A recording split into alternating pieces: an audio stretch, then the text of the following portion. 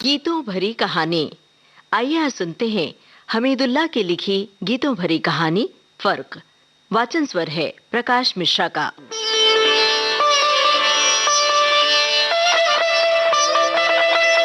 Post mastery से retire होने के बाद बाबू दीनदयाल अपने पुश्तैनी गांव आ गए। यहाँ उन्हें एक ही चिंता थी, अपनी इकलौती जवान बेटी तनु के हाथ पीले करना। नियत चक्र कुछ इस तरह घूमा कि 1 महीने के भीतर ही घर में शहनाई बज उठी। कनाडा में स्थायी रूप से रह रहे भारतीय मूल के रवि वासवानी का शादी का प्रस्ताव उन्होंने अखबार में पढ़ा और खतों किताबात से बात पक्की कर ली। घर में सुबह से चहल पहल थी। रवि तनु को ब्याहने कनाडा से आ रहा था। हर चीज करीने से सजाई जा रही थी। तनु तनु तो जैसे हवा में उड़ रही थी। अकेला आया हूं, बहुत बिजी रहता हूं। अपने करीबी रिश्तेदारों को भी शादी की सूचना नहीं दे सका। मेरे पास सिर्फ 3 दिन हैं, इनमें सारी रस्में पूरी कर लीजिए प्लीज, रवि ने पहुंचने पर बताया। बनो तेरी अखियां सुर में डाली, बनो तेरी अखियां सुर में डाली, बनो तेरी अखियां सुर में डाली।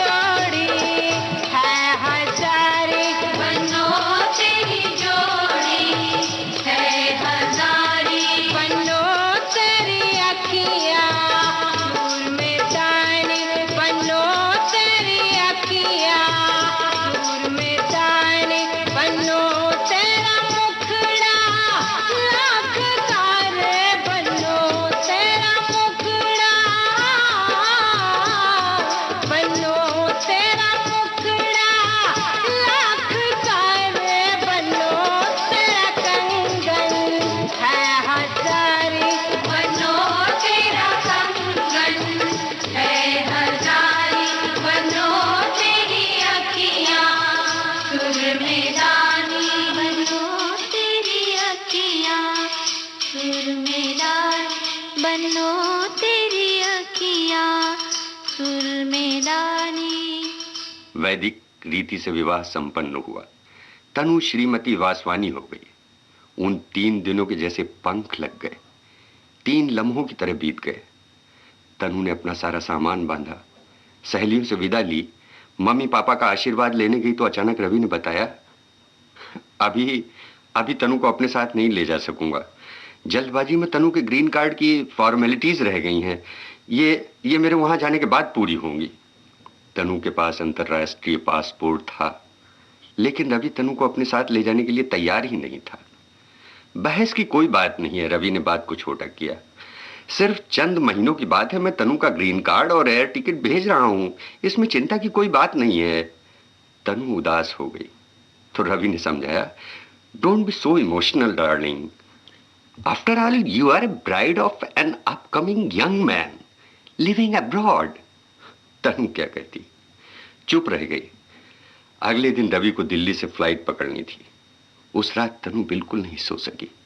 उन भावुक क्षणों में रवि ने तनु से कहा कि वो अपना सारा जेवर, दहेज में मिला कीमती सामान और नकद रुपया उसे दे दे। इस तरह जब वो कनाडा आएगी तो अपने साथ बहुत सा सामान लाने की परेशानी से बच जाएगी। तनु इनकार न कर सकी। उसके मम्मी पापा को भी इसमें क्या एतराज हो सकता था। यही सोचकर उसने हाँ कह दिया। तनु और उसके मम्मी पापा रवि को विदा करने एयरपोर्ट आए। जहाज की रवानगी का ऐलान होने लगा। रवि ने तनु के मम्मी पापा के पांव छूकर उनसे आशीर्वाद लिया। वह तनु के पास आया, भावविह्वल मुद्रा में बोला, तनु अपना ख्याल रखना। रवि चला गया।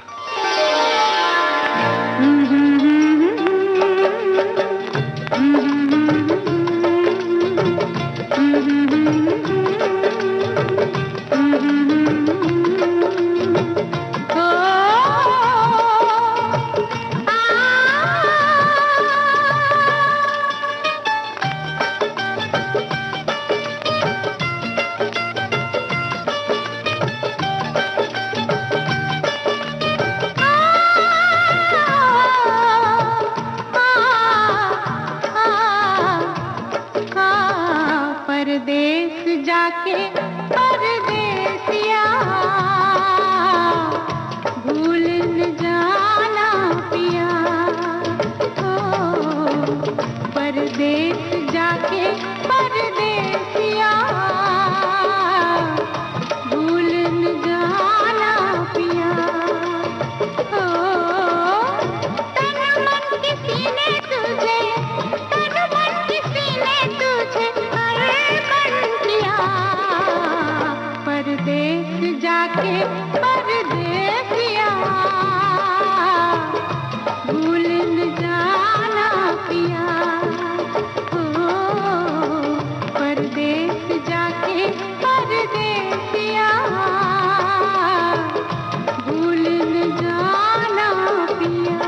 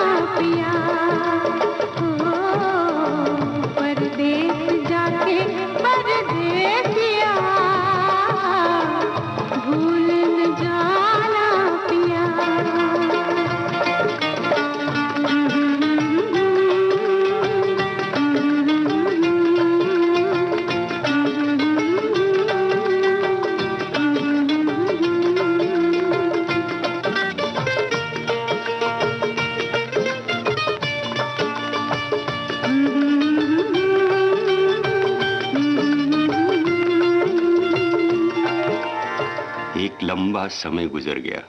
रवि का कोई समाचार नहीं आया। तनु परेशान रहने लगी। उसे अपने किसी पत्र का जवाब रवि से नहीं मिला। बाबू दीनदयाल भी दुखी थे। उन्हें कई आशंकाओं ने घेर लिया। तभी उनकी मुलाकात एक ऐसे आदमी से हुई जो ओटावा में रहता था और रवि को जानता था। वह अपने कारोबार के सिलसिले में भारत आया हुआ था। उससे उन्हें मालूम हुआ कि रवि ओटावा में ही है। उसने सलाह दी कि तनु को रवि के पते पर ओटावा भेज दिया जाए और रवि को केबल कर दें। कनाडा में भारत मूल के बहुत से लोग हैं। तनु पढ़ी लिखी समझदार लड़की है। उन्होंने तनु से सलाह की। वो जाने के लिए तैयार थी। उसके पास विदेश जाने का पासपोर्ट था। बाबू दीनदयाल ने टिकट और वीजा का इंतजाम किया और भारी मन से तनु को विदा किया। एहतियात के लिए उन्होंने रवि के पते पर केबल कर दिया। तनु ने इससे पहले कभी हवाई जहाज में सफर नहीं किया था, लेकिन उसके मन में किसी तरह का कोई डर नहीं था। वह एयरपोर्ट पर उतरी। क्लियरेंस के बाद एयरपोर्ट से बाहर निकलकर उसने रवि को तलाश किया। रवि कहीं नहीं था। दोपहर का समय था। उसने टैक्सी ली, सामान रखा और रवि के पते पर उसके फ्लैट पर पहुंच गई। बेल बजाई तो एक विदेशी महिला ने दरवाजा खोला। तनु को यह समझने में देर न लगी कि यह कोई स्थानीय महिला है। Mister Ravi Vaswani? Yes, but he is not in, महिला ने तनु से कहा। तनु ने भी अंग्रेजी में बातचीत शुरू कर दी। उसे बताया गया कि रवि थोड़ी ही देर में वहां पहुंचने वाला है। अगर वो चाहे तो अंदर इंतजार कर ले। सामान लेकर तनु अंदर फ्लैट में आ गई। महिला ने उसे एक उचट्टी नजर से देखा। Are you a baby sitter? No, Tanu ने जवाब दिया। मगर आप कौन हैं? उसने पूछा। Ravi is my husband. I am Mrs Vaswani. सुनकर तनु सख्ती में आ गई। वह महिला किसी बेबी सिटर का इंतजार कर रही थी, जिसे रवि ने घर भेजने के लिए कहा था, उनके बच्चे के लिए। महिला तनु को बता रही थी, लेकिन सुनकर तनु चकित थी। अजीब बेबसी से उसकी तरफ देखे जा रही थी। बेल बजी। महिला ने दरवाजा खोला। रवि अंदर आया तो तनु को वहां देखकर चौंक गया। तुम और यहां केबल नहीं मिला तुम्हें? तनु जान गई उसके वहां पहुंचने की उसे बिल्कुल खुशी नहीं हुई है। वो एकदम बौखला गया। नहीं, हाँ, लेकिन मैं इतना बिजी रहता हूं कि। तनु ने स्थिति का जायजा लिया। महिला का नाम मैरिलिन था और वो रवि की पत्नी के रूप में यहां थी। उनकी एक बच्ची थी, साल भर की। उसके लिए उन्हें एक बेबी सिटर की जरूरत थी, जो फिलहाल मिल नहीं रही थी। शिकवे शिकायत से यहां कोई लाभ नहीं होने वाला। वह बेबी सिटर के रूप में रहने के लिए राजी हो गई। समय धीरे धीरे गुजरने लगा। हालांकि तनु रवि के साथ उसके पास रह रही थी, मगर उसे ऐसा लगता था मानो वो उससे बहुत दूर हो, बहुत बहुत दूर। जहाँ भी वो है, जैसा भी है, तेरा पति तेरा देवता है। जहाँ भी वो है, जैसा भी है, तेरा पति तेरा देवता है।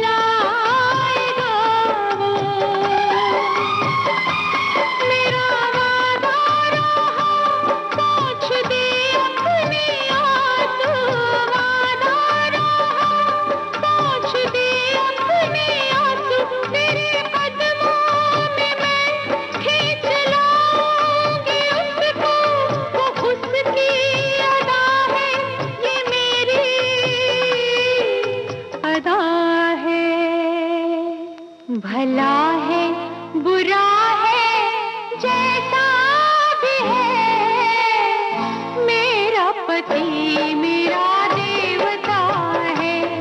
मेरे देवता कुछ ना कहो, मेरा देवता तो मेरा देवता है। भला है बुरा है जैसा भी है, तेरा पति तेरा देवता है। तेरा पति तेरा देवता है। तेरा पति तेरा देवता है। फिर भी उसने अपने पापा को खत में हर बार यही लिखा कि वो रवि के साथ बहुत खुश है। वो जानती थी वास्तविकता लिखने से उसके माता पिता परेशान ही होंगे। उसने खुद को यहाँ एडजस्ट करने के लिए एक तरह से मैरिलिन और रवि के सामने सरेंडर कर दिया था। हालात को देखते हुए उसने पत्नी के रूप में अपने किसी अधिकार की मांग नहीं की। उसने बेबी सीटर के रूप में रहने की आदत डाल ली थी। रवि को इस एक तरफा समझौते से संतोष था जिसे तनु ने चुपचाप बिना किसी बहस के स्वीकार कर लिया था। उसने तो यह भी जानने की कोशिश नहीं की कि रवि क्या करता है, उसके कौन रिश्तेदार हैं, कहां आता जाता है। उसने एक बार ये सब कुछ जानने की कोशिश की थी, मगर रवि ने उसे कुछ नहीं बताया। घर का सारा खर्च मैरिलिन की जिम्मे था। वो किसी दफ्तर में काम करती थी। अजीब कशमकश की जिंदगी थी। तनु को भारतीय नारी होने पर गर्व था।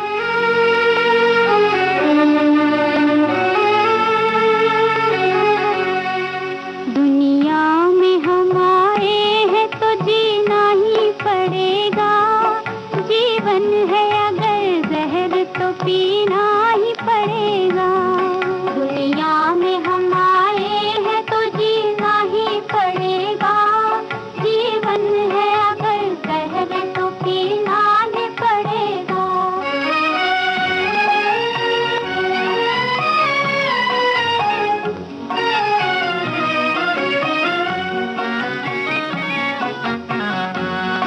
गिर गिर के मुसीबत में संभलते ही रहेंगे। जल जाए मगर आग पे चलते ही रहेंगे। गिर गिर के मुसीबत में संभलते ही रहेंगे। जल जाए मगर आग पे चलते ही रहेंगे। हम जिसने दिए, हम जिसने दिए हैं वही गम दूर करेगा। हम जिसने दिए हैं वही गम दूर करेगा। दुनिया में हम आए हैं तो जीना ही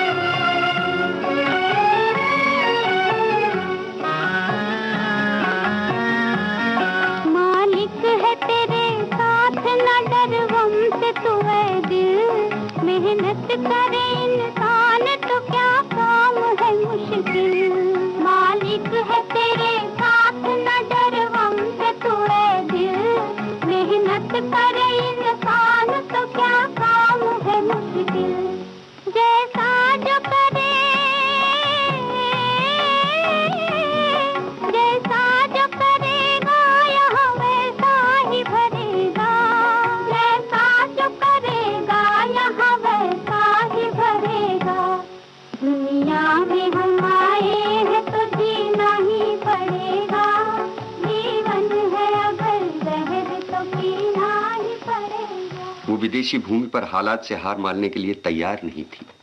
एक दिन रवि अचानक कहीं चला गया। कई महीने बीत गए, वो नहीं लौटा। जब जब उसने मैरिलिन से इस बारे में बात की, उसने वही बताया कि उसका कोई निश्चित पता ठिकाना नहीं है। मैरिलिन रवि के बारे में चिंतित भी नहीं थी।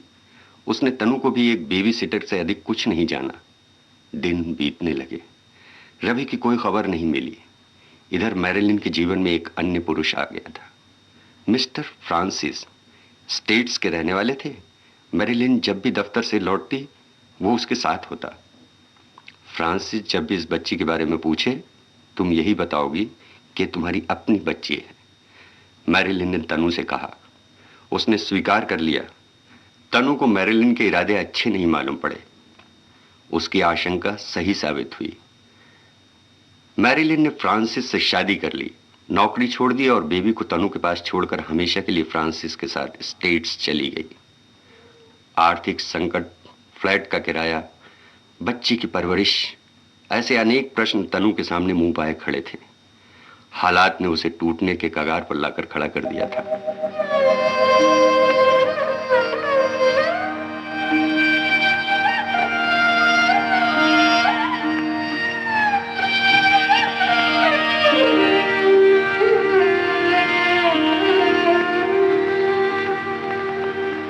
रसिक बलमा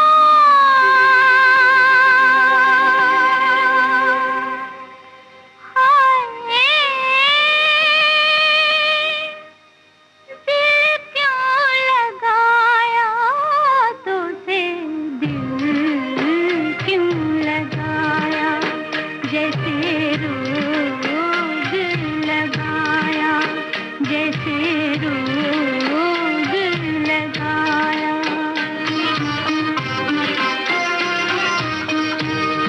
रसिक बलमा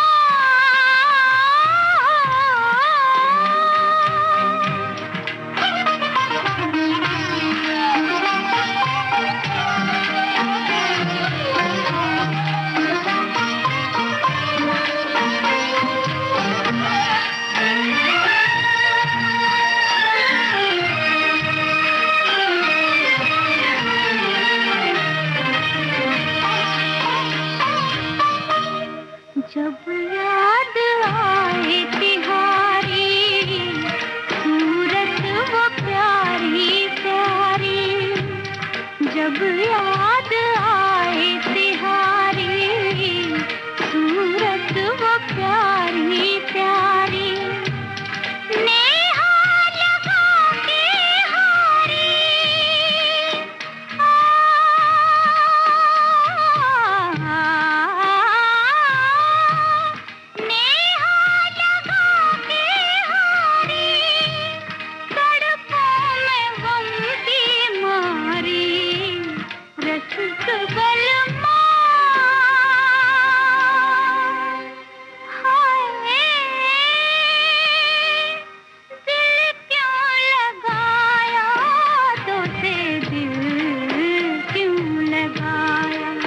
जैसे रोग लगाया। रसिक बलमा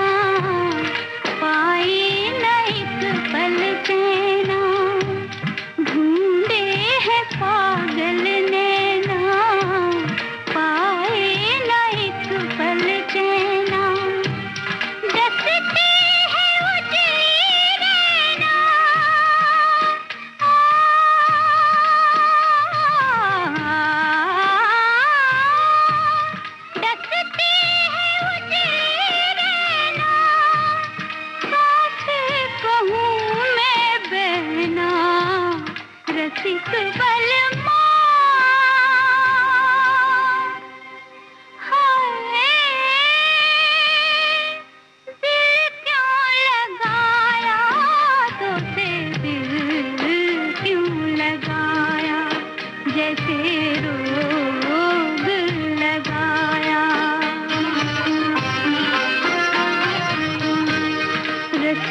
पल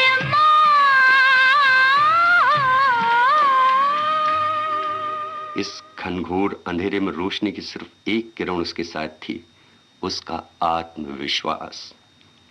रवि की बच्ची अब 2 साल की हो रही थी। उसकी मासूम मुस्कुराहट तनु को जीने की प्रेरणा देती थी। बोतल के दूध पर पली यह बच्ची तनु को ही अपनी मां समझती थी। पश्चिम की नारी कितनी निर्दयी होती है।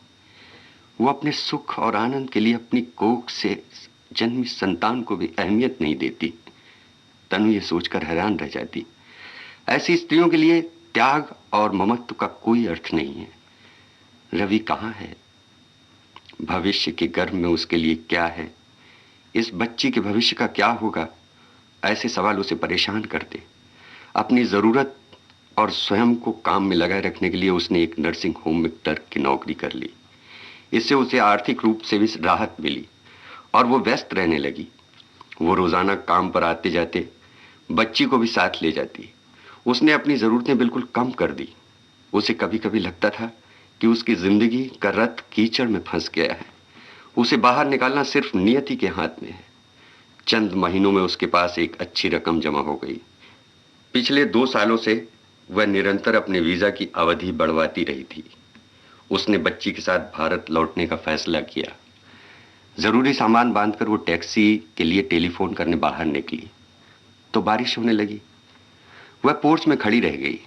हवा का एक तेज झोंका उसकी तरफ बढ़ा। वो वापस कमरे में आ गई। बच्ची हाथी के खिलौने से खेल रही थी। वो सोफे पर बैठकर बारिश के रुकने का इंतजार करने लगी। न जाने क्यों उसका मन बहुत उदास था। उसने खिड़की से बाहर झांका। बंद खिड़की के शीशे पर बाहर पानी की नन्ही नन्ही बूंदें चमक रही थीं। उसने रुमाल से शीशा साफ किया। बूंदें बदस्तूर वहीं थीं। उसने बच्ची की तरफ ममता भरी दृष्टि से देखा। चलें? उसने बच्ची से पूछा। बच्ची ने हाँ में सिर हिला दिया। प्यार से उसने उसका माथा चूम लिया। बारिश कम हो गई थी। वो टैक्सी के लिए टेलीफोन करने बाहर निकली। तभी पोर्च में एक टैक्सी रुकी। रवि उसके सामने खड़ा था। देखकर खुशी और गम का मिला जुला एहसास उसके चेहरे पर उभर आया। मैरिलिन, तनु के मुंह से निकला। मुझे मालूम है, रवि ने कहा। तुम? मैं बहुत शर्मिंदा हूं तनु, मुझे माफ कर दो।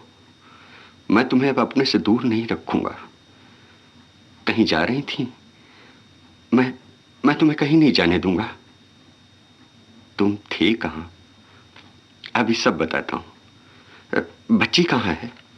अंदर है, खेल रही है। दोनों कमरे में आए।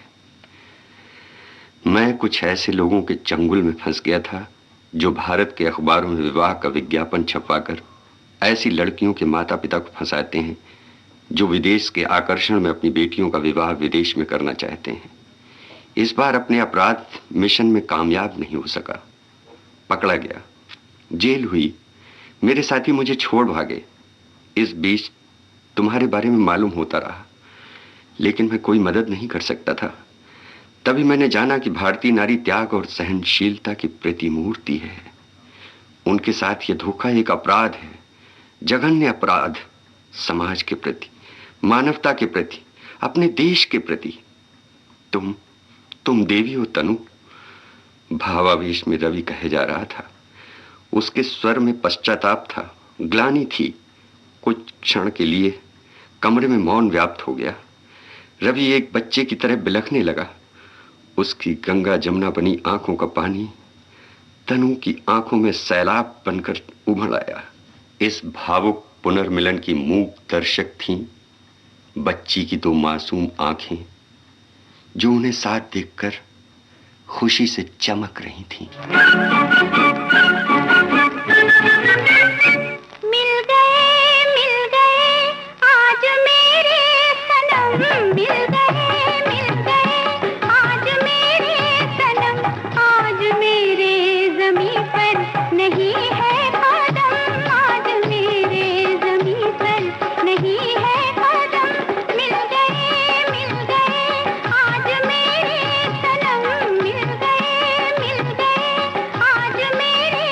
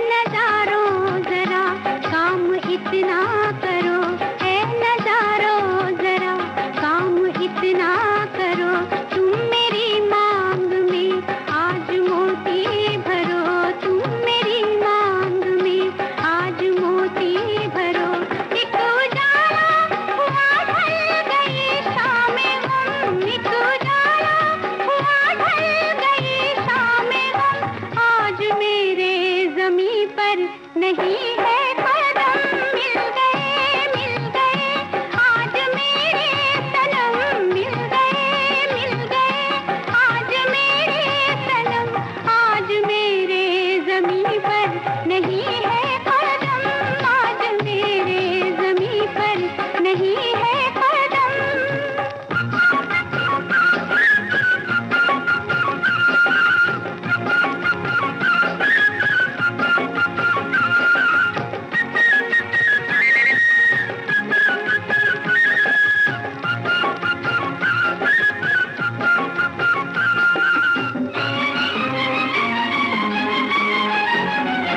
वो कहाँ छुप रहे थे मैं हैरान थी, वो कहाँ छुप रहे थे मैं हैरान थी, मेरी सदियों से उनसे ही पहचान थी, मेरी सदियों से उनसे ही पहचान थी। ऐसे किस्से ज़माने में होते हैं कम, ऐसे किस्से ज़माने में होते हैं कम, आज मेरे ज़मीं पर नहीं है कदम, मिल गए आज मेरे सनम, मिल गए आज मेरे सनम, आज मेरे ज़मीं पर नहीं है कदम, आज मेरे ज़मीं पर नहीं है कदम।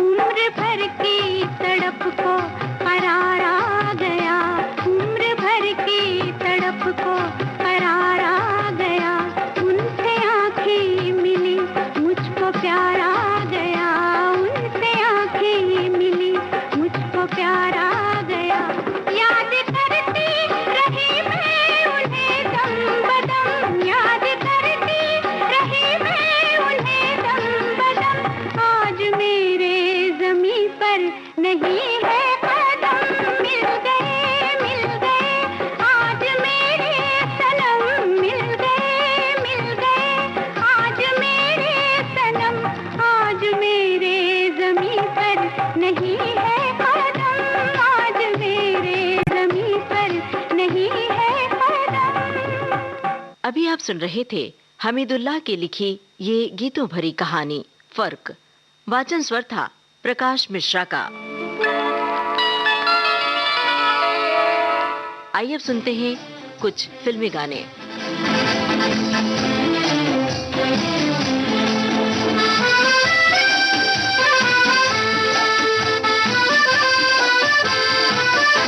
इब्तिदाए इश्क में हम सारी रात जागे, अल्लाह जाने क्या होगा आगे, ओ मौला जाने क्या होगा आगे।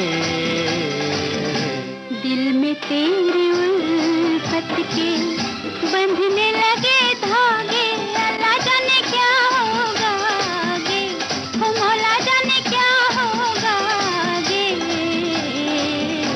इब्तिदाए इश्क में हम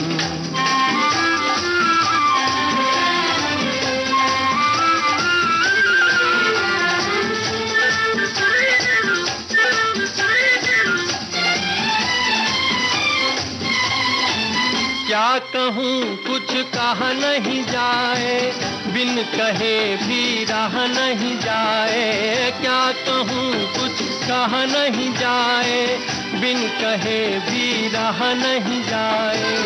रात भर करवट में बदलूं, दर्द दिल का सहा नहीं जाए। नींद मेरी आँखों से दूर दूर भागे, अल्लाह जाने क्या होगा आगे, ओ मौला जाने क्या होगा आगे।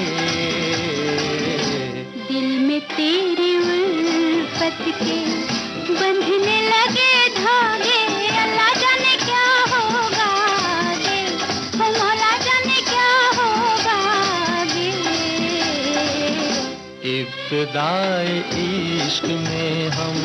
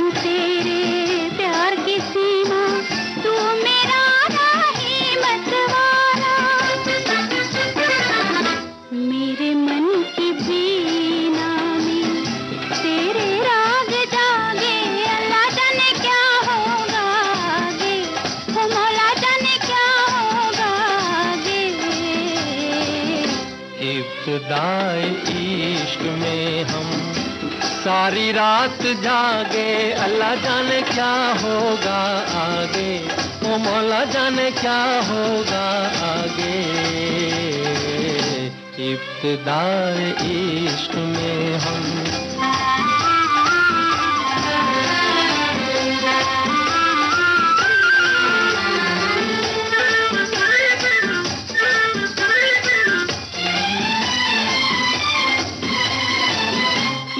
जब जब आँख मिलाई दिल से एक आवाज ये आई, तूने जब जब आँख मिलाई दिल से एक आवाज ये आई। चल के अब तारों में रहेंगे प्यार के हम दो सौदाई। मुझको तेरी सूरत भी चांद रात लागे, अल्लाह जाने क्या होगा आगे, ओ मौला जाने क्या होगा आगे। इब्तिदाए इश्क में हम सारी रात जागे, अल्लाह जाने क्या होगा आगे, ओ मौला जाने क्या होगा आगे। इब्तिदाए इश्क में हम। बलिए रुत है बहार की, बलिए रुत है बहार की। सुन तन में रुत है बहार की, देखो आए वो लेके डोली प्यार की।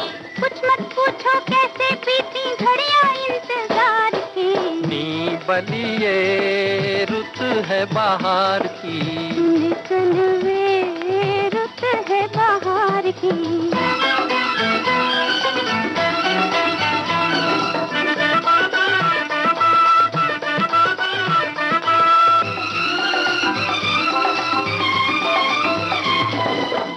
आखिर सुन ले मनमोहन ने मेरे मन की बोली हो।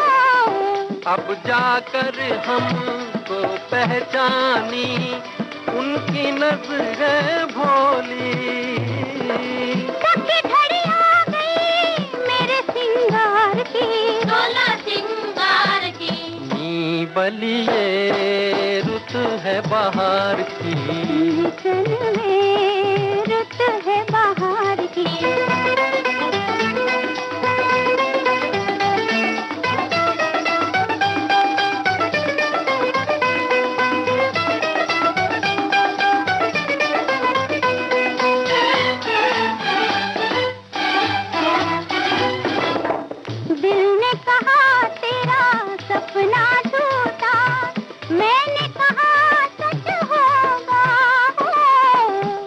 पहले दिन जान गए थे कैसे क्या कब होगा।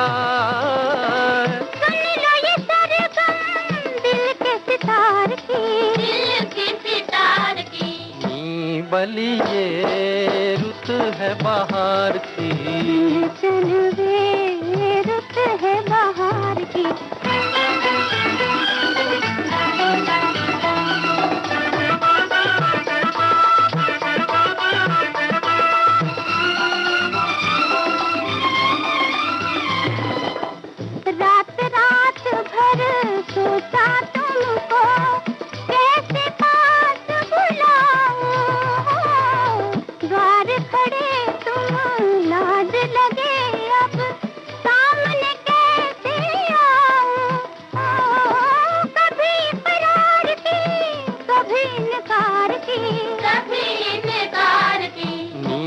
बलिए रुत है बाहर की, चल रे रुत है बाहर की, कुछ मत पूछो कैसे बीती घड़ियां इंतजार की, बलिए रुत है बाहर की।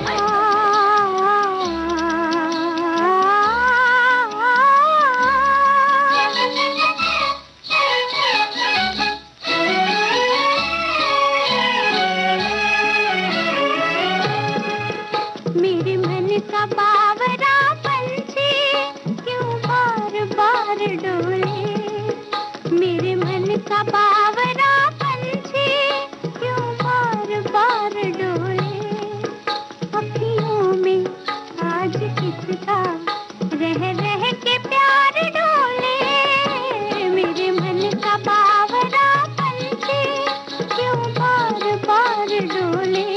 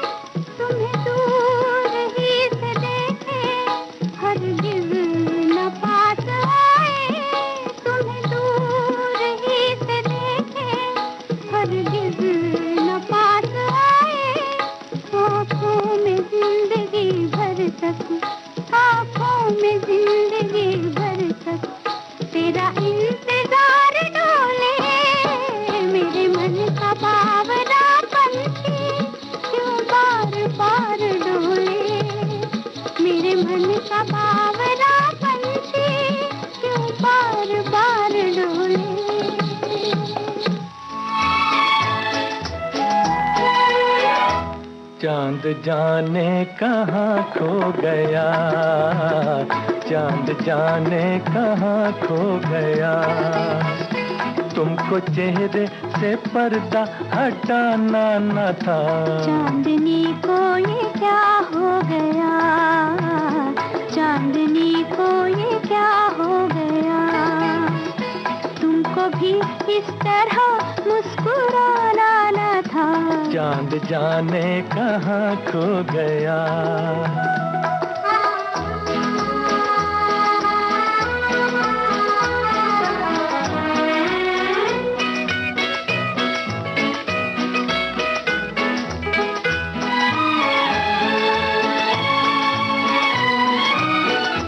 प्यार कितना जवां, रात कितनी हंसी, आज चलते हुए थम गई है ज़मीं, थम गई है ज़मीं। आँख तारे झपकने लगे, आँख तारे झपकने लगे, ऐसे उल्फत का जादू जगाना न था। चांद जाने कहाँ खो गया।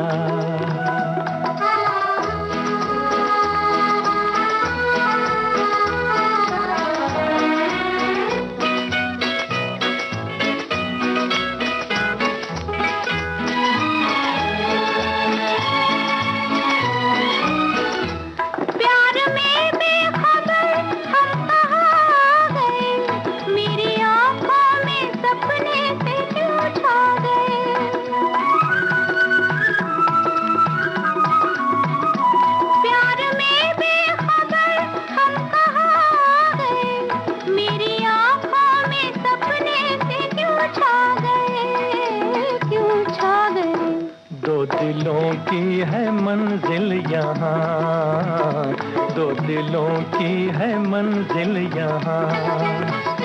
तुम न आते तो हमको भी आना न था। तुमको भी इस तरह मुस्कुराना न था। चांद जाने कहाँ खो गया, चांद जाने कहाँ खो गया।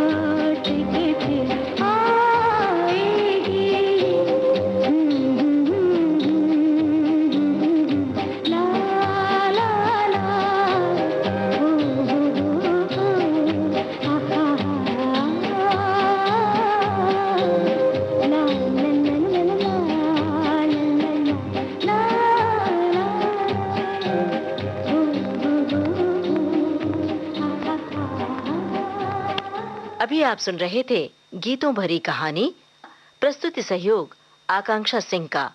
इस कार्यक्रम के प्रस्तुतकर्ता रमेश गोखले।